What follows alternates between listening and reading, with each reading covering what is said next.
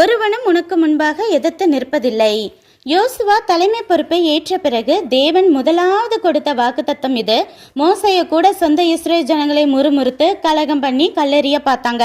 ஆனா யோசுவா கிட்டையோ சொல்படியே கேட்டு நடப்போம், அப்படி நாங்க நடக்காமல் முரட்டாட்டம் பண்ணுகிறவனை நாங்களே கொல்லுவோம் என்று சொல்லும் அளவுக்கு அடங்கி நடக்கிறாங்க. அதுக்காக சத்துருக்களே இருக்க மாட்டாங்க என்று அர்த்தமில்லை. விரோதமாக எழும்பும் சத்துருக்கள் கடைசியில் தலை தெறிக்க ஓடுவார்கள், இல்லாமல் போவார்கள் என்று அர்த்தம். அப்படி நடக்க யோசுவா என்ன செய்தார்? மலைக்கு கீழே வெயிட் பண்ணுன்னு சொன்னா சாப்பிடாம கொசுக்கடியையும் பொறுத்து அங்கேயே இருப்பார். ஈட்டி பிடித்த கையை நீட்டியே இருன்னு தேவன் சொன்னா நீட்டியே இருப்பார். மோசைக்கு அடிப்படையா இருனா இருந்து கர்த்தர் தனக்கு சொன்னபடியெல்லாம் செய்யும் கீழ்ப்படிதல் உள்ளவர். அந்த கீழ்ப்படிதலுக்கு தேவன் மேல் உள்ள பயமும் பற்றுமே காரணம்.